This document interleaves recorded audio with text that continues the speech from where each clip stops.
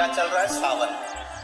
हमने पहले कथाओं में कहा, आप लोगों ने स्मरण में रखा होगा, 12 महीने शंकर जी को 1 लोटा जल चढ़ा, और सावन के महीने में शंकर जी को जम के बोलो जरा, 2 लोटा जल चढ़ा। शिव जी को 2 लोटा जल।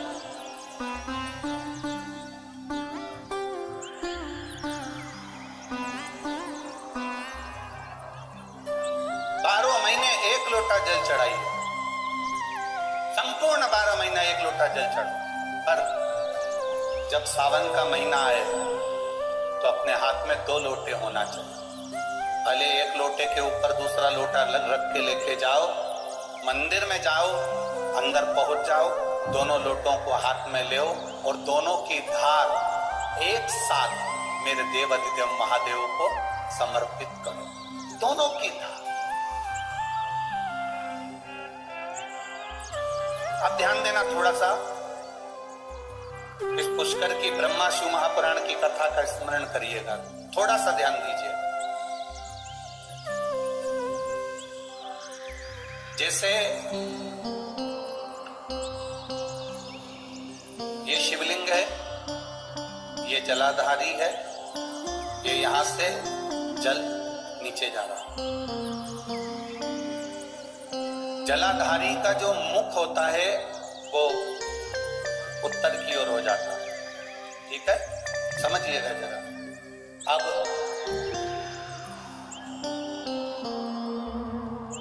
अगर मान लो लड़का 35 साल का हो गया, 36 साल का हो गया, बेटी की शादी नहीं हो रही, 35 साल हो गए, 36 साल हो गए, 40 साल हो गए, देवर देव की शादी नहीं हो रही है, किसी की शादी नहीं हो रही है, तो उसको समझना है सावन के महीने में आप जो 2 लोटा जल लेकर जा रहे हो, उस जल को जहां जलाधारी से पानी बाहर बह रहा है, जहां जलाधारी से, जैसे ये शिवलिंग है, ये गोल जलाधारी, यहां से पानी बह रहा है, तो जल चढ़ाते समय जब आप जल को समर्पित करेंगे दोनों लोटे से, तो धार यहां से लगाते हुए धार को आपको इस शिवलिंग पर पूर्ण समर्पित करना है।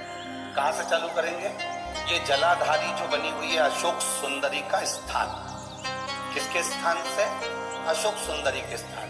अगर लड़के की शादी, लड़की की शादी ना हो रही हो, 35 साल, 40 साल, 42 साल के हो गए, विवाह का कोई योग ही नहीं बन रहा, 28 साल, 30 साल हो गए, बहुत प्रयास कर ले, तो एक सावन के महीने का नियम, 2 लोटे जल लेकर देवाधिदेव महादेव के सामने जाइए। यहाँ अशोक सुंदरी वाली जगह से दोनों धार एक साथ चढ़ाना प्रारंभ करिए, और करते करते वो धार शंकर भगवान के शिवलिंग पर ले जाकर छोड़ दीजिए। ये सावन के महीने के अगर आपने मात्र 7 दिन भी लगातार अगर ये धार आपने चढ़ा ली है, तो देवाधिदेव महादेव की कृपा से 3-4 महीने में सूचना आपको प्राप्त हो ही जाती है। जल की महत्व, बोल बम का नारा है, जल की मूलता को पहचान। अब दूसरा क्रम स्मरण करिए। मान लो तुम्हें लग रहा है कि मुझे डॉक्टर को दिखाने जाना है और कोई बड़ा रोग ना बता दे, कोई बड़ी बीमारी ना है, एक दिखाया पत्र दे।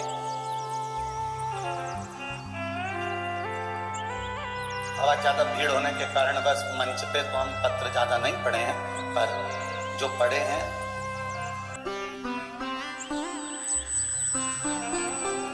मेरा नाम ममता टिंकर है, मेरे पति का नाम शिव शंकर टिंकर है। मैं माधोपुर जिला सीकर राजस्थान की रहने वाली हूं। कहीं बैठी हो तो हाथ हिला सकते। अगर कहीं बैठी हो, मेरा नाम ममता टिंकर है, मेरे पति का नाम शिव शंकर टिंकर है। मैं श्री माधोपुर जिला सीकर राजस्थान की रहने वाली हूं। कहीं बैठी हो तो अपने दोनों हाथ इस तरह से हिला सकते, अगर कहीं बैठी हो।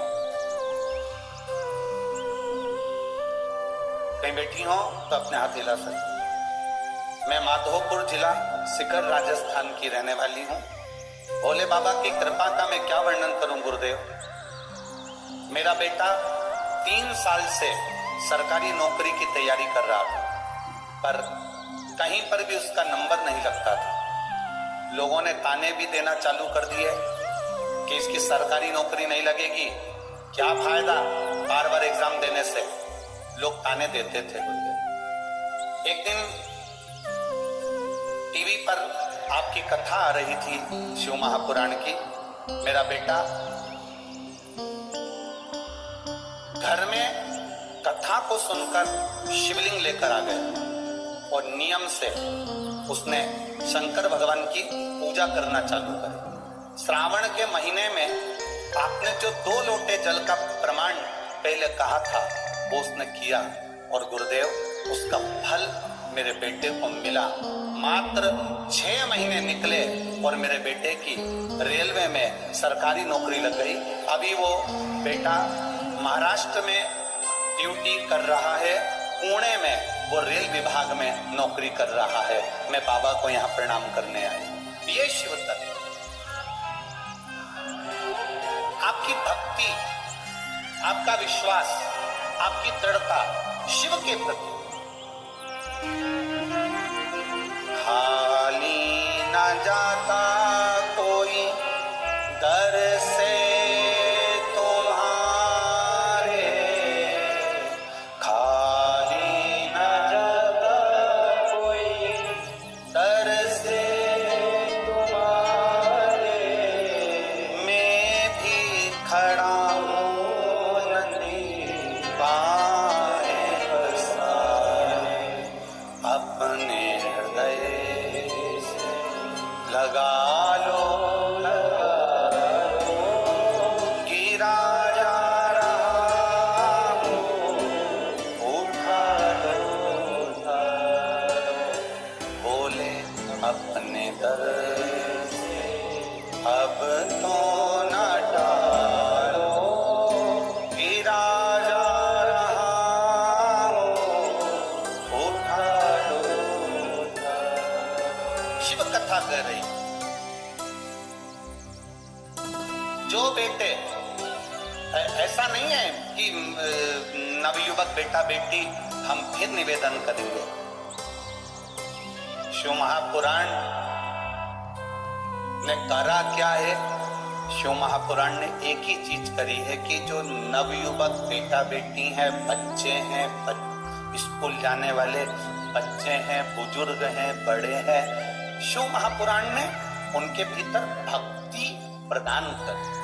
और वो भक्ति कैसी है कि एक एक घर का व्यक्ति शंकर की भक्ति में डूबना चाहता है। एक एक व्यक्ति। अब आपको लग रहा है कि डॉक्टर मुझे कोई बड़ी बीमारी ना बता दे। कल हमारे खंडेलवाल जी के साथ हम रोज यहाँ आते हैं, तो कल एक 95 वर्ष के एक दादाजी थे, जहाँ हम रुके हैं होटल में, तो वहाँ 95 वर्ष के दादाजी नीचे बैठे। उनने संकल्प ले रखा था। वो बेड पे रहते थे, पलंग पर पड़े रहते थे, पर उनने कहा कि गुरुजी, शिव महापुराण की कथा से मैंने आपने जो बताया वो मैंने किया, और आज 95 वर्ष का हूँ, पलंग पर पड़ा रहता था, पर शिव की कृपा से चलकर यहाँ तक आया हूँ। ये शिव। अब 95 वर्ष के वो दादाजी, और उन्होंने प्रण ले लिया कि जब तक मिलूं नहीं तब तक खाऊं नहीं। बड़ी विडंबना वाली बात। अब इतने में ये अमित जी खंडेलवाल जी बोले, गुरुजी, हम जैसे नीचे आए तो कहा ये दादाजी 95 वर्ष की इनकी आयु है और बड़े नियम लेकर बैठे हैं, आप एक बार इनसे।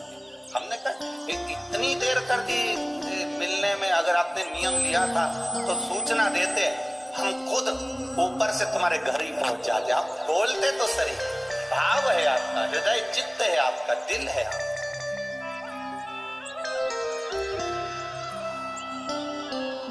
कहां 95 वर्ष की आयु।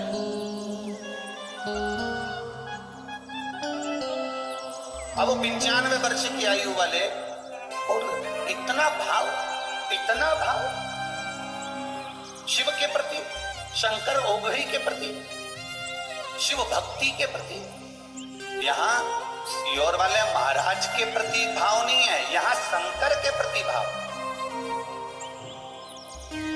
ये आप जो कथा सुनने आए हो, ये सियोर वाले महाराज के लिए नहीं आए हो, आप शंकर की कथा को सुनने के लिए आए। आप अपने दिल में शिव को बिठाने के लिए आए हो। शंकर, देखो कभी कभी ऐसा होता है कि घर का जो व्यक्ति होता है ना, उसके मन में भी घर के व्यक्ति के प्रति भाव पूर्ण नहीं हो पाता। पत्नी करवा चौथ पे भले चांद देख ले और चलनी में पति का मुंह देख ले, पर रोज लड़ते लड़ते तो मुंह से कही देती है तुम्हारा मुंह नहीं देख जाऊंगे तो लड़ते लड़ते कह देती है। भले वो करवा चौथ के दिन चलनी में मुंह देख कर और लड़ते लड़ते उसके शब्द हो जाए। कभी कभी घर का व्यक्ति भी पूर्ण संकल्पित नहीं हो पाता। एक चरित्र था, एक बार कैलाश धाम पर सभा लगी थी।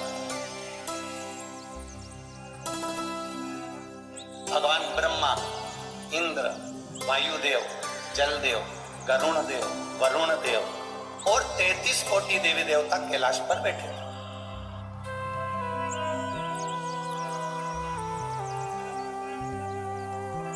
शंकर भगवान के पुत्र श्री गणेश जी, कार्तिकेय जी, पार्वती जी सब बैठे। अब इतने में वहां नृत्य चल रहा था, भजन चल रहा था, संगीत चल रहा था। इतने में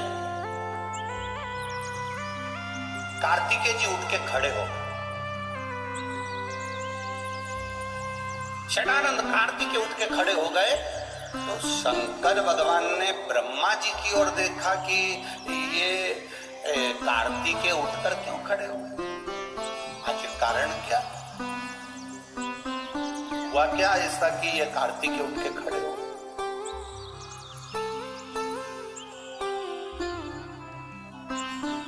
षडानंद कार्तिकेय उठ के खड़े हो गए। शंकर भगवान ब्रह्मा जी को देख रहे हैं, शिवजी ब्रह्मा जी को देख रहे हैं। तब ब्रह्मा जी ने भगवान शंकर की ओर देखकर कहा, आपके पुत्र ये षडानंद कार्तिकेय, ये मेरे पास पढ़ने के लिए आए, विद्या अध्ययन करने के लिए आए। मैं इनको षडानंद कार्तिकेय को मैंने विद्या का अध्ययन कराया। पर कार्तिकेय जी के मन में मैंने विद्या का अध्ययन करा दिया और अध्ययन कराने के बाद में कार्तिकेय जी मेरे पास में मेरा हाथ पकड़कर खींचकर मुझसे बोलते हैं, मुझे ओम का अर्थ बताइए। ब्रह्मा जी के शब्द सुनिएगा जरा। पुष्कर राज की धरा पर बैठकर अपन ब्रह्मा शिव पुराण की कथा सुन रहे हैं, उनकी एक एक शब्द का स्मरण करिएगा। ब्रह्मा जी ने कहा, षडानंद कार्तिकेय, थोड़ा डीले कम करो बाबू। ब्रह्मा जी बोलते हैं कि षडानंद कार्तिकेय जी ने मेरा हाथ पकड़ा और हाथ पकड़कर ब्रह्मा जी कहते हैं, खींच कर बोला कि मुझे ओम का अर्थ बताइए।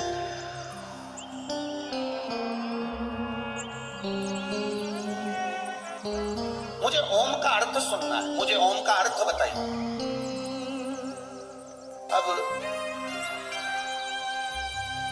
जब ब्रह्मा जी ने भगवान शंकर से कहा, भरी सभा लगी है, भरी सभा, 33 कोटि देवता बैठे हैं और ब्रह्मा जी कह रहे हैं कि ये कार्तिकेय जो खड़ा है सभा के अंदर, आपका पुत्र कार्तिकेय जो खड़ा है, इसने मेरा हाथ पकड़कर कहा कि मुझे ओम का अर्थ बताइए।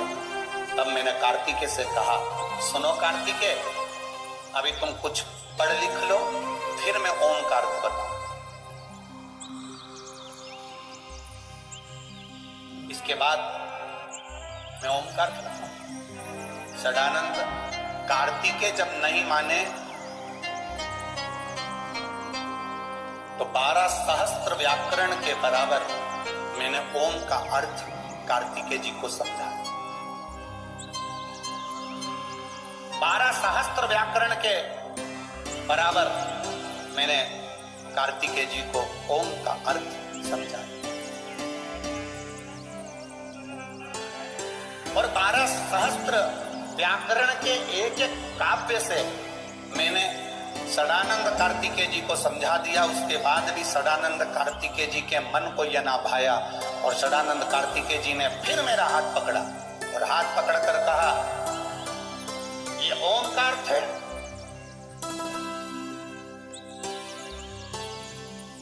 ये ओम का अर्थ है।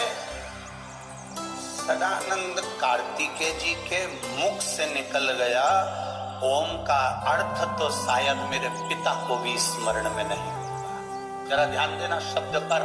कभी कभी बेटा दुकान पर जब ज्यादा बैठना चालू कर देता है, पिता अपने बेटे पर सब कुछ छोड़ देता है, तो बेटे को यह महसूस होने लगता है कि मैं जितना अच्छा व्यापार कर सकता हूं मेरा बाप भी नहीं कर सकता। ये बेटे को अनुभव होता है।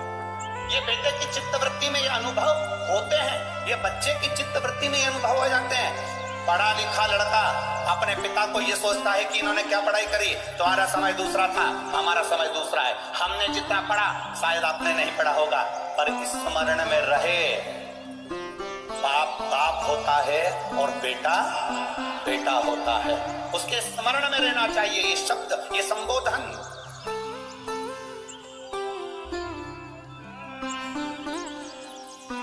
ब्रह्मा जी के 4 मुख, ब्रह्मा जी के चारों मुख और 4 मुख से ब्रह्मा जी नयनों से अश्रु बहा रहे, आंसू। कभी ब्रह्मा रोया है क्या?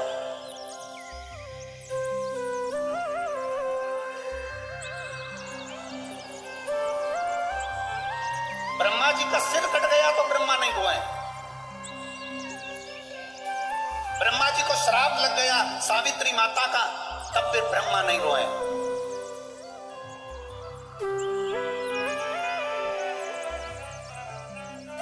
ब्रह्मा के शीश से बट का वृक्ष बन गया, ब्रह्मा के रक्त से कर्मनाशा नदी बह गई, ब्रह्मा नहीं रोए। पर आज भरी सभा है, सब बैठे हैं और ब्रह्मा के 4 मुख के नेत्रों से अश्रु बहता, आंसू।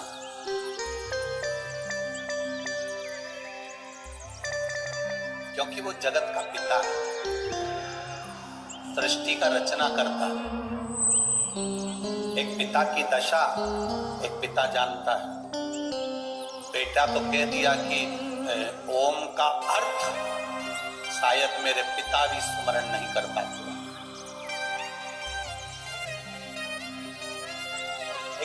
एक लड़का अगर मैं बेटों से निवेदन करूंगा, पिता वो दौलत है जो चले जाता है ना तो समझ लेना कि तुम्हारी तिजोरी का खजाना लुट गया। पिता वो दौलत है, पिता वो जायदाद है। अपने पिता को कभी यह मत बताने की कोशिश करना कि तुमसे ज्यादा विद्वान मैं हूं। अपने पिता को कभी यह बताने की कोशिश मत करना कि तुमसे अच्छी दुकान में चला लेता हूं। अपने पिता को कभी यह बताने का प्रयास मत करना कि तुमसे अच्छी नौकरी में कर रहा हूं। अपने पिता को यह कभी बताने का प्रयास मत करना कि तुम जितना नहीं कमाए उससे दुगना मैंने कमाकर गाड़ी खरीदी, बंगला खरीदा, ये बनाया, जेवर बनाया, ये करा, वो करा। अपने पिता को कभी ये मत बताना कि मैं जितना कर सकता हूं उतना तुमने नहीं करा, क्योंकि पिता की बराबरी तुम कभी नहीं कर सकते। क्योंकि पिता पिता होता है, उसने अपना पूरा जीवन जो कमाया वो तेरी विद्या में लगाया, जो कमाया तेरी पढ़ाई में लगाया, जो कमाया तुझे अव्वल बनाने में लगा दिया। खुद दुकान पर भूखा रह रहकर शुगर की बीमारी कर ली। टिफिन आता था, नहीं खाता था। थोड़े 2 ग्राहक और देख लेता हूं। तो ग्राहक और देख लेता हूँ, थोड़ी देर से खाना खाऊंगा, थोड़ी देर से भोजन करूंगा, थोड़ी देर से रोटी खाऊंगा। तो ग्राहक के चक्कर में मेरे बेटे की फीस जमा करना है। बाहर पढ़ने गया है, मुंबई पढ़ने गया है, पूना पढ़ने गया है, जयपुर पढ़ने गया है, कोटा पढ़ने गया है, जोधपुर गया है, मेरे बेटे की फीस जमा करना है। वो तो ग्राहक ज्यादा के चक्कर में भूखा रहता रहता रहता रहता बीपी और शुगर की बीमारी कर ली। उस पिता की होड़ मत करना जिसने अपने शरीर का एक एक रक्त केवल तेरी जिंदगी बनाने में लगा दिया। उस पिता के ऊपर तो तुझे गौरव उत्पन्न होना चाहिए।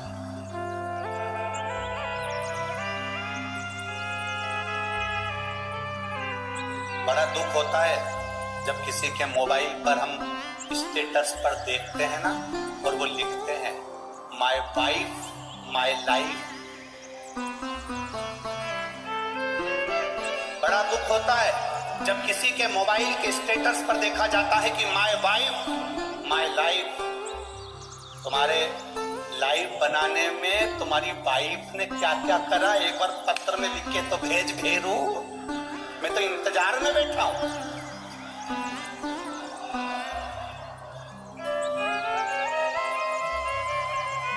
वाइफ तुम्हारी लाइफ नहीं बनाएगी, वाइफ तुम्हारे बच्चों की लाइफ बनाएगी, ये निश्चित है। वाइफ, हाँ, वाइफ किस जगह पर खड़ी होती है? वाइफ लाइफ कब होती है? जब तुम बीमार पड़े हो, तकलीफ में हो, कष्ट में हो, कर्जे में लदालूम हो गए, दुख की घड़ी है, और तुम्हारी पत्नी तुम्हारे सामने खड़ी होकर कह दे चिंता मत करना, कर्जा भी हो गया तो मरने की मत सोचना, बीमारी आ गई ना टेंशन मत लेना, मैं तुम्हारे साथ कदम से कदम मिलाकर चलूंगी, चिंता मत करना। तब लिखना माय वाइफ माय लाइफ है। ये मुझे ज्ञान दे रही है, ये मुझे समझा रही है, ये मुझे ज्ञान का स्मरण करा रही है। और नहीं तो अपने मोबाइल पर लिखना चाहिए my father my mother my life. मेरा पिता और मेरी माँ ही मेरी लाइफ है, जिसने मेरी जिंदगी बनाई।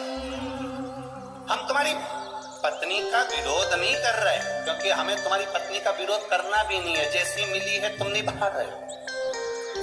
हम तुम्हारी पत्नी का क्या विरोध करें?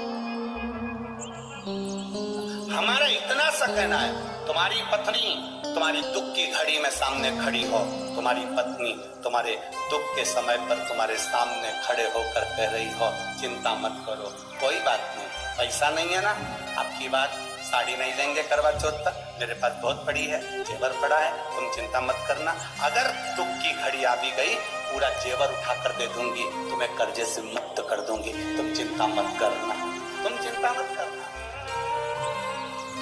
एक बात याद रखना, जब हमारे घर में दुख आता है तब हमारे घर का सोना बैंक में जाता है या दुकान पर जाता है, काय के लिए? गिरवे रखने के लिए या बिकने के लिए? बोलो सही है कि गलत है? जब दुख आता है तब घर का सोना दुकान पर जाता है, जब दुख आता है घर का सोना सोनार की दुकान पर जाता है। सोनार को पूछता है तुम तो हमारे परिचित हो, ऐसा क्या तकलीफ आ गई जो इतना सारा भाभी का पूरा जेवर लिया है, तुम्हारी मम्मी का पूरा जेवर लिया है, क्या हो गया ऐसा? कहा साहब बहुत कर्जे में हूँ, बहुत दुख में हूँ, इसलिए घर का सोना जो तिजोरी में रखा होता था, अलमारी में पड़ा होता था, उसको मैं दुकान पर लेकर आया हूँ। दुख की घड़ी में घर का सोना सोनार की दुकान पर जाता है, सोनार पैसे देता है, तब हमारा कर्जा चूक जाता है। जब दुख की घड़ी में घर का सोना सोनार के पास जाए तो समझ लेना कि दुख की घड़ी में अगर तिजोरी में रखा सोना दुकान तक जा रहा है तो दुख की घड़ी में हमें महादेव के दरवाजे तक जाना है, तो सोना दुकान पर नहीं जाएगा, अपने आप सब काम हो जाएगा। हम दुख की घड़ी में अपनी चैन, अपनी अंगूठी, अपनी मोबाइल, अपना पर्स गिरवे रखी आते हैं, पर हम दुख की घड़ी में महादेव के पास नहीं जाते हैं। बोलो सही है कि गलत?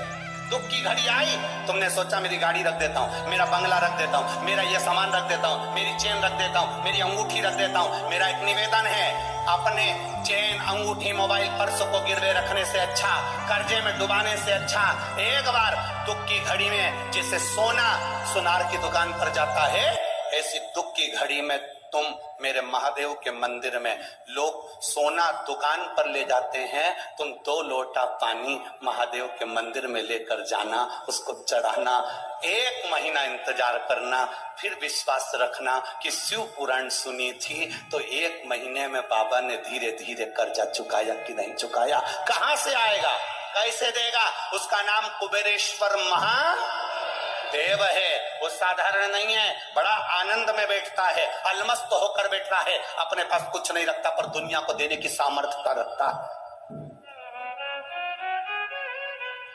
वो अपने पास कुछ नहीं रखेगा पर दुनिया को देने की सामर्थ्यता रखता है। केवल एक दृष्टि देता है और दुनिया का भंडार भर देता है। वो हुआ ब्रह्मा जी की आंख से आंसू बह रहे हैं, ब्रह्मा जी का सिर कटा, नहीं रोए। ब्रह्मा जी को सावित्री माता ने श्राप दिया, नहीं रोए। ब्रह्मा जी को अपशब्द कहे गए, नहीं रोए। पर आज ब्रह्मा इसलिए रो रहे हैं क्योंकि जगत के पिता के सामने, देवाधिदेव महादेव के सामने ये प्रसंग सम्मुख में आकर खड़ा हो गया।